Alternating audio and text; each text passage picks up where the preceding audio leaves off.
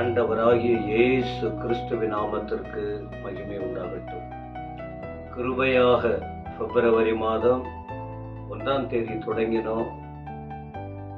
இந்த 5ஆம் தேதியையும் கடந்து இந்த 6ஆம் தேதி காலையும் காண ஆண்டவர் கிருபை கொடுத்திருக்கிறார்.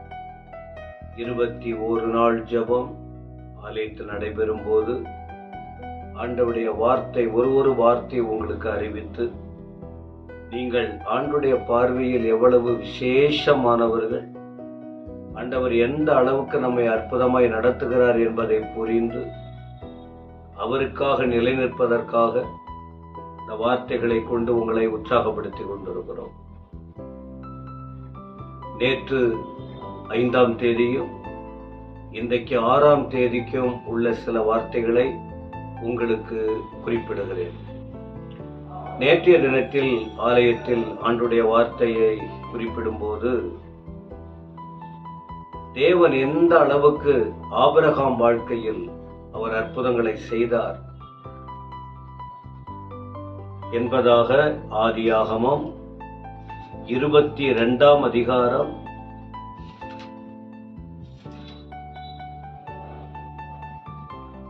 13ஆம் வசனத்தில் படிக்க முடியும். என்ன அந்த வார்த்தையை பாருங்கள். ஆபிரகாம் தன் கண்களை ஏறெடுத்து பார்த்தபோது, இதோ பின்னாக புதரிலே தன் கொம்புகள் சிக்கிக் கொண்டிருந்த ஒரு ஆட்டுக்கடாவை கண்டான். அப்பொழுது ஆபிரகாம் போய் கடாவை பிடித்து அதை தன் குமாரனுக்கு பதிலாக தகன பலியாக இட்டான். அந்த இடத்துக்கு யெகோவா ஈரே என்ற பெயரை சூட்டினதையும் கர்த்தருடைய பர்வதத்தில் பார்த்து கொள்ளப்படும் என்பதாக அங்கே வார்த்தை குறிப்பிடுகிறது. என்ன விஷயம் என்றால், ஆபிரகாமுக்கு கர்த்தர் ஒரு வார்த்தையை கொடுக்கிறார். 100 வயதில் ஒரு மகன், அந்த மகனை எனக்கு பலியிடு. ஆனால் அந்த மனசு கஷ்டமா இருந்திருக்கும். ஆபிரகாம் முறுமுறுக்கல. தேவன் சொன்னபடியே அந்த மகனை அழைத்து கொண்டு போய் மோரியா மலையிலே பலியிடுவதற்கு ஒப்பு கொடுத்த கடைசி நேரத்தில் ஆண்டவர் ஆபிரகாமை கூப்பிட்டு, பிள்ளைக்கு ஒண்ணு செய்ய வேணாம், கை போடாதே, நீ எனக்கு பயந்தவன், நீ என் சொல்லுக்கு கீழ்ப்படிந்தவன், ஆகவே உனக்கு நான் ஆசீர்வாதம் கொடுக்க போகிறேன் என்று சொல்லி வழி நடத்தியதை இந்த பகுதி சொல்லுகிறது. அதிலே குறிப்பாக பலி செலுத்தும்படி மகனுக்கு சொன்னார், மகனை பலியிடும்படி. ஆனால் அதற்கு பதிலாக ஒரு ஆட்டுக்கடா அந்த இடத்துல சிக்கி கொண்டு இருக்கிறது, அதை பலியிட்டார். இது ஆபிரகாம் கண்களுக்கு மிகுந்த ஆச்சரியம். எனவே செய்ய வேண்டிய காரியம் 2 தான். ஒண்ணு, கர்த்தருடைய வார்த்தைக்கு கீழ்ப்படிய வேண்டும், அவருக்கு பயந்து வாழ வேண்டும். அப்பொழுது உங்களுக்கு ஏதாவது ஒன்று இழக்கக்கூடிய நிலையில் நீங்கள் காணப்படலாம். ஆனால் அந்த இழப்பை தவிர்த்து உங்களுக்கு வாக்குத்தத்தம் கொடுத்து உங்களை தேவன் ஆசீர்வதிக்க வல்லமையுள்ள தேவனாக இருக்கிறார்.